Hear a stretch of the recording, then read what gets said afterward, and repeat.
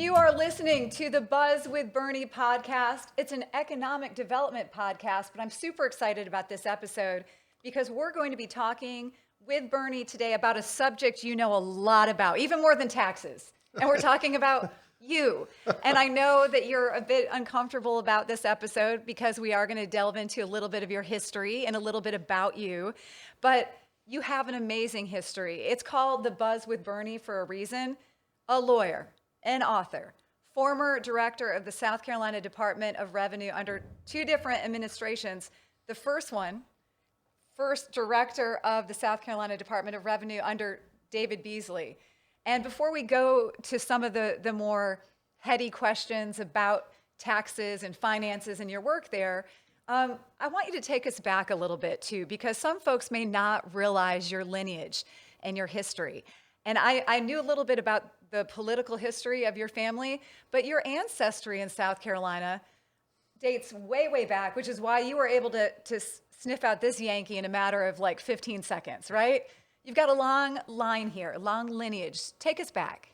Well, my dad was lieutenant governor, and he was actually lieutenant governor when Fritz Hollings was governor. They both were in their early 30s, and the state was very anti-Charleston at that time, just like Georgia's anti-Atlanta. So it was quite unusual to have a governor and a lieutenant governor, both from Charleston, both in their early 30s. So he then he was in the state house for three terms, actually, from Greenville. Shoeless Joe Jackson lived in his district, and he would go by Shoeless's shoe store every 2 years to seek his vote. Unfortunately, never got an autograph from Shoeless. He dropped the ball on that one. And then much later in life, he came back and was elected to Charleston County Council. And he was on Charleston County Council during Hugo. And then my grandfather was one of only 25 people in the history of the country. I didn't know this until President Clinton's VP said it. He was one of only 25 people who'd been both a mayor, a governor, and a U.S. senator.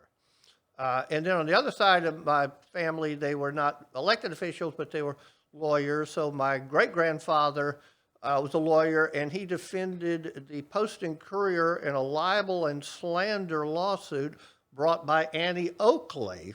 Annie Oakley rode her horse in Charleston at an event, and Post and Courier said something bad, I don't know what, and so she filed libel and slander lawsuit, and he defended the Post and Courier. He was president of SCN. He was on the board of South Carolina National Bank, which merged into Wachovia. And the feds came in to close it down when he was president during the height of the recession, the height of the Depression. And the feds had to personally serve you to close the bank down. So he ran and hid in the closet, and feds sniffed around, couldn't find him, couldn't serve him. And then the very next day, President Roosevelt said, we're no longer closing banks. So it was one day. And then my grandfather was the first president of Santee Cooper. They didn't have dual office holding or didn't enforce it, I guess. So he was actually the first chairman of Santee Cooper. I'm sure you were tapped many times along the way, but did you ever consider running for higher office? And I considered it, but my creditors have always put the nix on that. I've been fascinated with learning about your history, and I love the political ties in there. And then I started wondering, have you always been a numbers guy, or was it one of those things you thought, maybe I'll be an actor like Brad Pitt, or maybe I'll be the South Carolina Department of Revenue director? Well, I'm noodled over the Brad Pitt line, but it didn't seem to work that well. Always a numbers guy? So I have done about half of my career in the private sector. I've been with Nixon Pruitt about 16 years, and then half of my career in the government sector. So I started in the government sector. I was legal counsel to Governor Campbell, and that was a very exciting time. We did all of the major economic development centers were actually done under Governor Campbell. So Fee and Lieu was done under Governor Campbell. The Multi-County Business Park, which actually required a constitutional amendment, was done under Governor Campbell when I was there. And then the Jobs Tax Credit, which is still one of the premier incentives, was done under Governor Campbell. And then I was Director of Revenue under Governor Beasley, and I was the co-author of a number of economic development legislation, but probably the major one was the Job Development Credit, which South Carolina was one of the first states in the country that offered not an income tax credit, but a withholdings tax credit. So a lot of companies don't have income tax liabilities, and therefore income tax credits don't do them a whole lot of good. Whereas everybody, even the Catholic Church, has a withholdings tax liability. So withholdings tax credit is far more valuable. And so I, along with Doug McKay, who was in at Commerce, we drafted the job development credit legislation, which is one of the, I think we were second in the country to have a withholdings tax credit.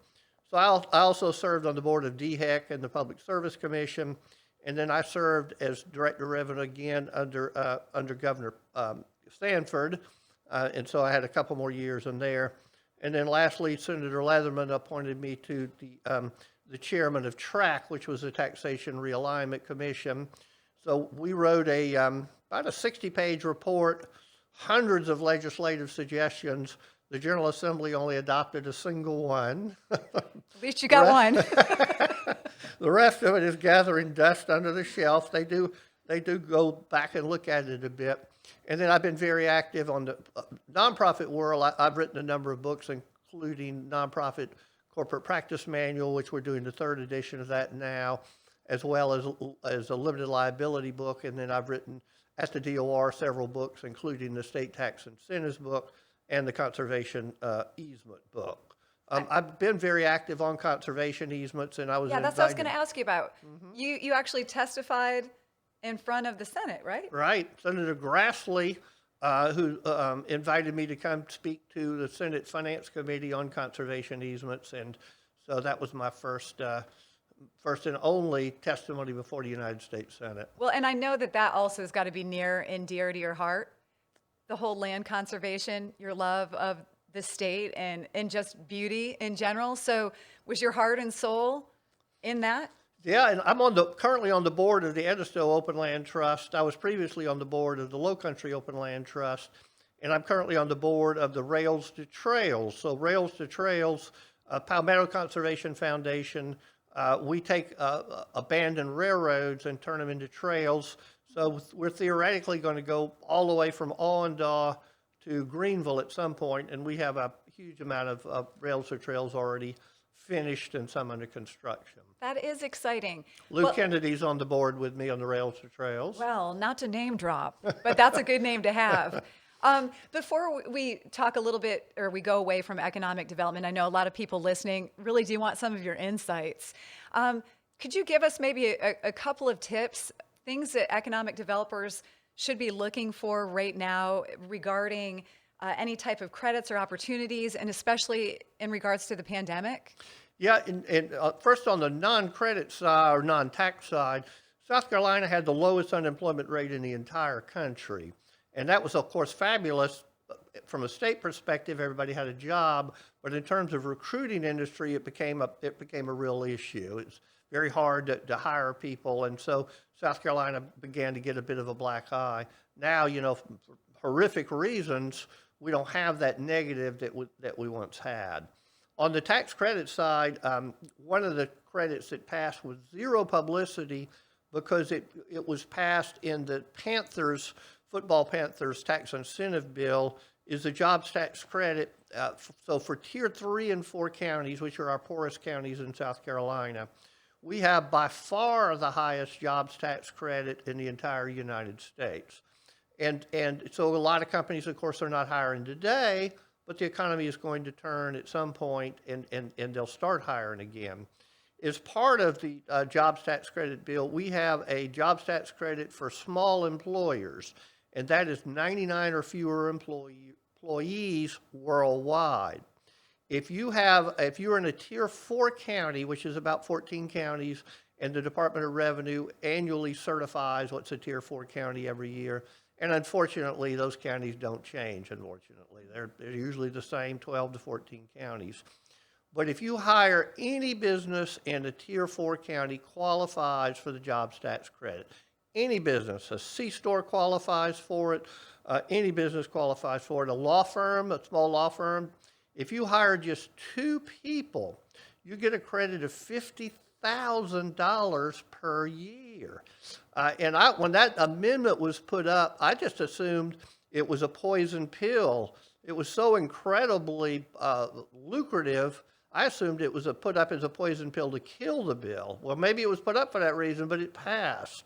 So if you're in a Tier 4 county, every single business qualifies, including the disqualifiers under the Opportunity Zone, the so-called sin businesses, which are golf courses, tanning salons, liquor stores, and things of that nature.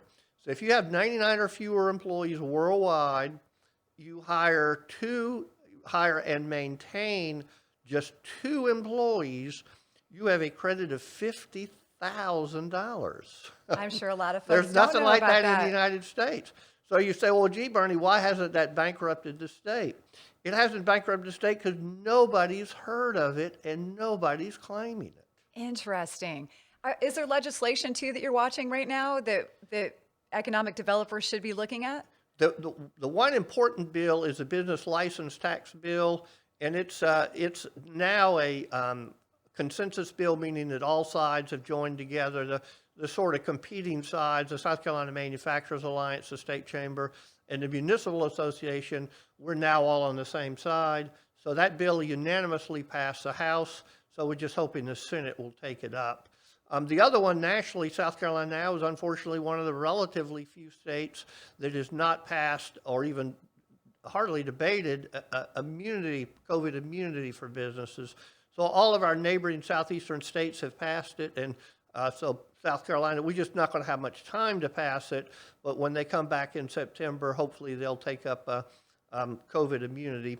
South Carolina is also one of only 2 or 3 states now, that has not passed the Electronic Notary Act. And the Electronic Notary Act it's always been important in South Carolina because we have so many foreign purchasers and sellers of property in foreign countries. But the other states, because of COVID, they've passed the Electronic Notary Act, and you don't have to be physically in front of a South Carolina notary. The Realtors Association, Nick Cremitis, they've been very active.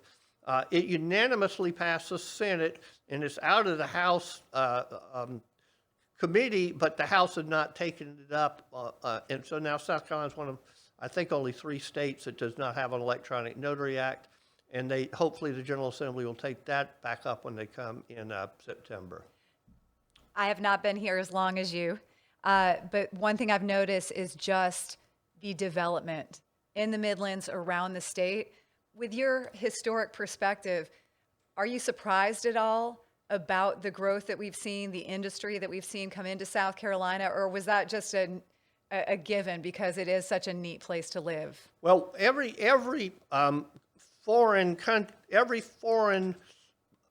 manufacturer, warehouse distribution, they all look at the United States, for a variety of reasons, and particularly they're looking at establishing a facility in the United States in the last year or so is because of tariffs and things of that nature. So the whole world is looking at the United States, and when they look at the United States, they look either at the West Coast or they look at the southeastern U.S. and very commonly, or maybe even the great majority, they're looking at the southeastern U.S. And so South Carolina stands out in the southeastern U.S. primarily because of the Port of Charleston. The other thing they look at is the unionization rate. South Carolina is the lowest unionization rate in the country. Our competitors have relatively low unionization rates too. North Carolina is number 2. But North Carolina doesn't have the port that South Carolina has. So then they look at is the state pro-business? So Amazon, knowing Amazon well, I knew after New York, after the local community had kicked Amazon in the teeth, after a certain amount of time, I knew they were going to pull the plug, and pull the plug. Indeed, they did. Some companies just sort of sucked it up or tried to work with it. They're just not that kettle of fish, and so they pull the plug. They know in South Carolina, we're not perfect, but we're a very pro-business state. And on a nonpartisan basis, an amazing number of our bills passed unanimously. There's really not, on economic development, there's very little partisanship. So, for example, any economic development is Republican as well as Democrat. So it's not a partisan issue. We do have South Carolina is getting pre-COVID a fair amount of anti-business in that we don't want the truck traffic. We don't we're retired. We don't care about people having jobs, things of that nature. So that in Berkeley County has reared its head in a big way, and so you've seen a little bit of that tamped down with the COVID, but it'll come back. Sure. I mean, again, so many advantages outside of just the beauty, which you really appreciate. So take us back to, have you always had a green thumb? Have you always loved gardening? How did bees come into play? I know I'm throwing a lot at you, but we need to know. Well, I'm a big gardener in several regards. I have a large number of citrus trees. I had a citrus tree that I planted in college, so that would have been a little while ago. And so it has hundreds of oranges every year. And every year I save the seeds and plant them, and I give a lot of orange trees away. So I probably have 40 or 50 citrus trees planted. And then I have a huge garden. And in the low country, you have to fence the garden in, and you have to completely fence it in, and you have to electrify it, or the raccoons will just climb over it. And then I have chickens. But a raccoon managed to dig through my chicken coop and kill all of my chickens 2 weeks ago. And that's just the life of it. It's completely fenced in, but chicken wire doesn't work for raccoons, so you have to double it up with sometimes a chain link fence. So I've been doing that, basically my whole life. And is there something really satisfying about growing and eating healthy, what you've grown? I know also the history of some of the lineage of what you're growing is important to you as well. Yeah, and I plant a lot of heirloom tomatoes, which nowadays you can buy in the stores, but Fresh Market would have heirloom tomatoes, but for many years you really couldn't buy them. So that was the only heirloom in town, was the ones coming out of my garden. The New York Times had a big article a month or two ago that the gardening stores and the gardening internet vendors are just swamped as everybody's getting into gardening. Now you're stuck at your house, you might as well do something. You know why they credit that people were listening to the buzz and heard you talk about it, and then they ran out and just wiped out all of the gardening stores. So because of our huge listening population, we decided, since we were doing this episode, to take our quest to find what people want to know about Burnie out into the public. So we had a couple of responses on Twitter of questions that folks wanted to ask you. And one came from Ryan Melvin, who I believe has been out on your property at some point. And he said that I need to ask you about your favorite dish to whip up. Do you have a favorite dish you like to cook? I do. The chicken wings is probably the number one thing in the Maybank household. Okay, and I And know we cook rice and gravy with every meal. Okay, and I don't want to ask for any trade secrets, but what makes your chicken wings? Are you a spicy guy? Are you a sweet guy? Yeah, we're very spicy, and so I have to do Pee Wee's chicken wings separately because he won't eat wings with spice on them. And so we both fry them. I have a real fryer, not one of these little Pee Wee fryers. Sure. And then we put them in the oven, and then we put them on the grill. Charcoal grill. Another question, and I mean this is a good South Carolina question. Are you ready for this? Your favorite barbecue preference? Are you a mustard, vinegar, or tomato-based kind of guy? I'm a vinegar and tomato based. Okay. Salt lick is my favorite. And so Salt Lick is a good example of Amazon now. So Salt Lick is out of Texas. They have a big website, and I would buy both their dry rubs as well as their liquid rubs, but their shipping costs were very high. So one day I went on Amazon Prime, and lo and behold, they didn't have a whole lot of their stuff, but they had the stuff I was buying. So all of a sudden I get the Salt Lick with no shipping cost. Very nice. There's a little inside secret there. Also, another inquisitive viewer wanted to know where you get your shirts. They're loving the outfit choices. Well, I have a keen eye, and so when I see a shirt, I immediately buy it. I go to New York City every year, and unfortunately, a lot of those stores are now closing. So I'd always go to the Orvis store, for example. And so just when I see something I like, I buy it. Well, you obviously have an eye for fashion. some things that maybe not everybody knows about you. Is there a secret that you can share with us that people may not know about? Outside, I think I outed the Southern Charm episode a few times, so people know that. But outside of that, anything that people may not realize? I'm always bragging on myself, so there's nothing good that people don't know about. No, listen, you are a multifaceted guy, and I love that about you. I mean, it feels like when you dive into something, you do it 100%, and maybe that's just the Maybank way. Well, I'll tell to the do-it-yourself hobbyist out there the story of my beeswax hand cream. So my beeswax hand cream, things of that nature, presentation is everything. I mean, nobody ever eats the chow or the relish, but it comes in a beautiful bottle, and so, you put it on your kitchen shelf, and it looks wonderful, has a nice label on it. So I had two challenges with that. One, I had a beautiful blue, cobalt blue 3-ounce bottle that I always used, and the size of the bottle, and obviously the presentation matters.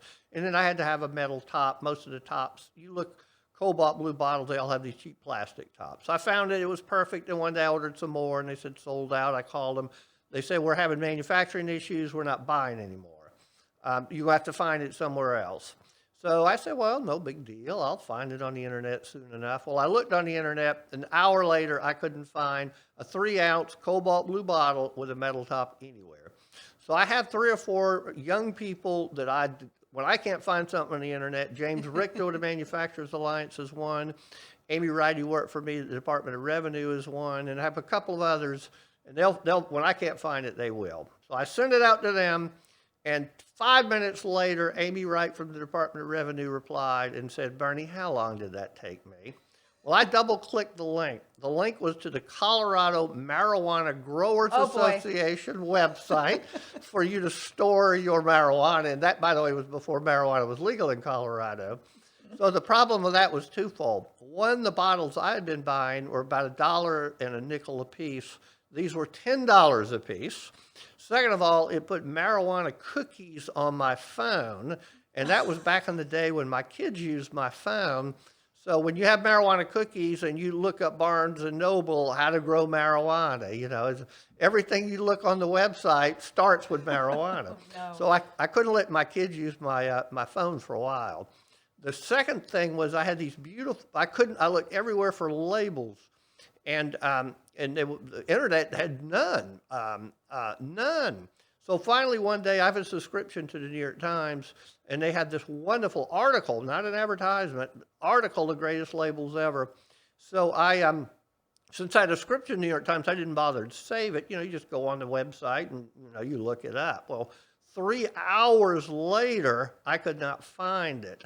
So I had to send it back out to the same four people, and it took them several hours. I think it was such an obscure article, the New York Times didn't bother to log it into their library. So I discovered if you see an article about something that you really like, do not throw it away.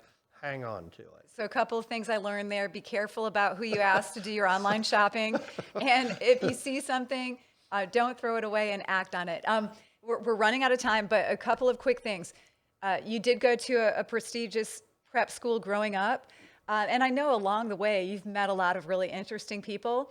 Can you give us some highlights of some of the folks that you really were impressed with, maybe both as a human being as well as whatever they've accomplished? Yeah, I went off to St. Paul's, which is in Concord, New Hampshire. A number of Maybanks went there ahead of me. I didn't start the trend, but St. Paul's had a number of prominent graduates. John Mueller, who was the chief prosecutor, Senator Kerry, Gary Trudeau, Doonesbury, Archibald Cox, who prosecuted President Nixon.